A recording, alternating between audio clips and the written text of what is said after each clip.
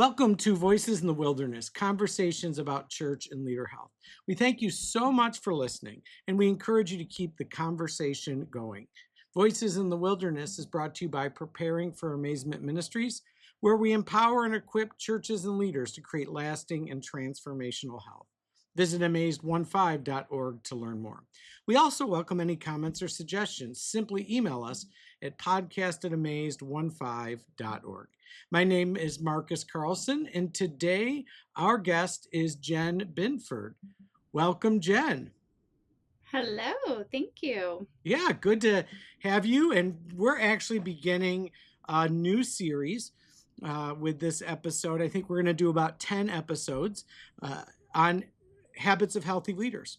And so, as we prepare for the book, as we're working on that, we thought instead of doing the book first, and then doing the podcast, we thought the podcast, as we have these conversations, could help inform the book as we do it. And so, looking forward to kind of talking with you. We're going to do kind of two episodes generically on leader health. One where I'll get to interview Jen and have some discussion, and another where Jen will interview me and we'll have some discussion as well. So excited for that.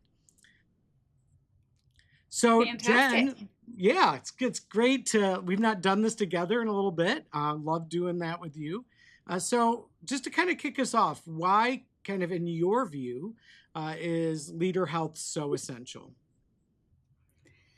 Leader health is so essential because without leader health, we leak onto one another and we can cause spiritual hurt and relational strain and cause mess, which is a distraction from one, who we are as God's people, and two, from what our mission is to go. We can't go and be Christ in the world and be the light of the world if we ourselves are not engaging with the world or with other people in a way that's life-giving.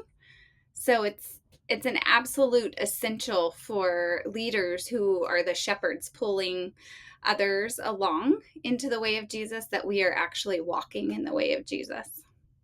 Awesome. Yeah, I agree. I mean, I think sometimes with leaders, we underestimate their impact on the organization, and other times we make the organization about them, and both of those can be problematic.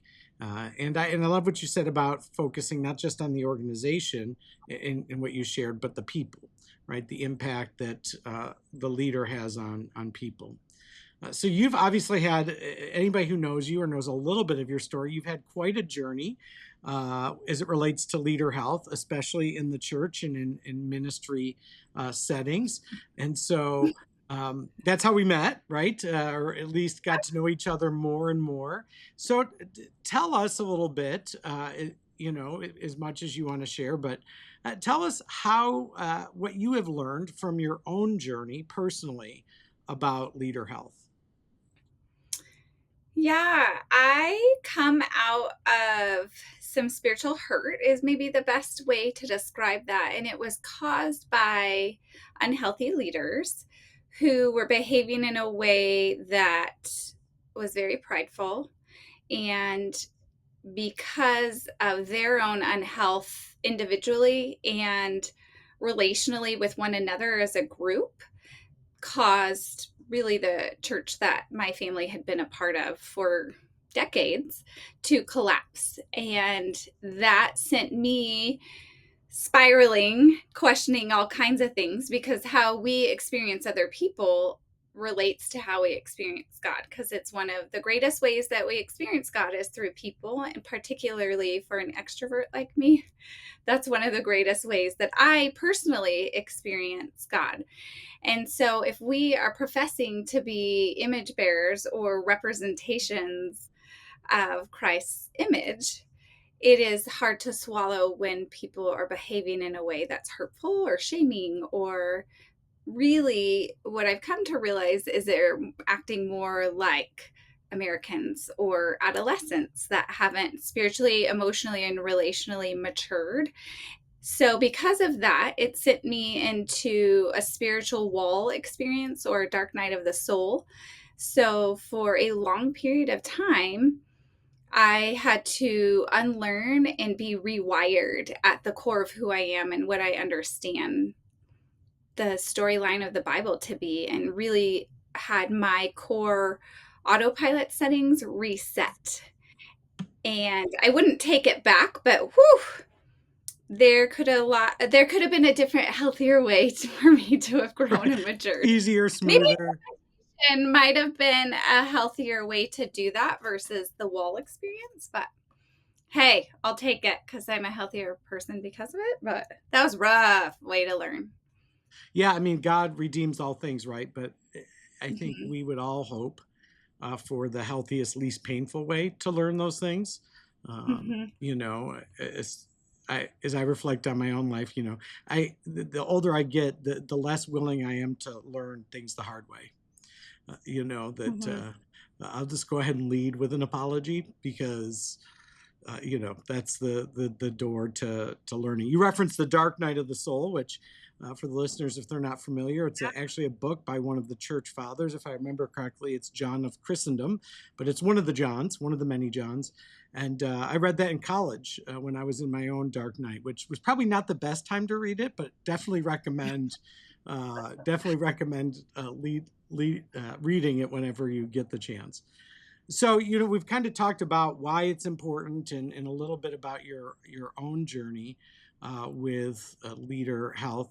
What advice would you give to church ministry and other leaders who follow Jesus, right? Because this matters in the business world, this matters in the nonprofit world, the ministry and the church world. So, for any leader who's a follower of Jesus, especially those leading in faith-based organizations, what are some of the pieces of advice, wisdom that you would give those leaders? First, we are only as effective on mission together as we are healthy as a Mm, church. And we are only, the second thing to be mindful of is that we are only as healthy as a church collectively together as we are, our leaders are healthy. And so leaders are held to a higher standard in regard to taking their discipleship path and seriously, and yeah. that please, if you are professing to be a follower of Jesus, you need to be intentionally discipled. So, what are the spaces that are transformative for you? Whether those are ministers and prayer groups, or like our pastors for pastors groups, or intentionally growing. What books are you reading? Who are you around? Who are your safe people that can hold space for you? What Bible studies are you participating in so that you continue to be transformed? Who's your counselor? What's that person's name? To be very intentional about your own discipleship path, and then also to recognize that when we come together as a ministry staff or as a church council, we are only as healthy as we are intentional to create a healthy family system. And hello, family of God. You are bringing to church all your maladaptive emotional and relational skills. Again, I said maladaptive, they're not healthy skills. And you're emoting and causing unnecessary stress and conflict that is, again, unnecessary. So we are only as healthy and as effective as we are individually as leaders, and how we function together on staffs and councils collectively as a family system. Yeah, I think that's really great stuff. It's important stuff, and we do need to kind of look in the mirror on those things. I think you know we are what we consume, and Mm-hmm. so you know, and I think we're often being discipled by things other than Jesus, and for a lot of you know ministry leaders, the only time that's spent in the scripture with Jesus is you know preparation stuff. We have a little more Mm-hmm. time, so I want to throw in kind of a bonus question. Um, Okay. yeah, you know it's fun that way. But so obviously there's been a lot of challenges and there's a lot of different theology around this. So our theology at Preparing for Amazement is that, ministry is not limited to the male gender, right? And so we believe and support women in ministry in every role. So, what have been some Mhm. of the challenges as a female in leadership that would be helpful for people that haven't been through that? You know, especially men, right? Uh, what are some things that you would share that would help them understand uh, how we can have greater health for our women who are leading and serving? The first thing would be to validate and listen to their experience and recognize that it is different. And we have obstacles and challenges that, for example, you, Marcus, wouldn't have. And be given permission to use our gifts to the fullest extent, and that we all have greater potential than we have been highlighted. And that has been the greatest part of my own journey, is walking in the confidence that I have greater potential than what I have been given permission to do or to say, or the tables that I'm invited to. It's almost like an afterthought. So, again, to listen, to seek to understand, to show our perspective value and recognize that our plight is different, and we come to the table with prowess that is valuable and giftings that are valuable and can be leaders and shepherds and bring restoration and life to the church as well. Awesome. Thanks for sharing that. I know that was, like I said, impromptu, and it's certainly a personal thing. And I always tell people, when I think about my own leadership, the three most significant influences in my own leadership, of course, my relationship with Jesus, the mentors that I've had, and I've been spoiled with mentors near and far throughout my whole journey. But thirdly, the strong women in my life.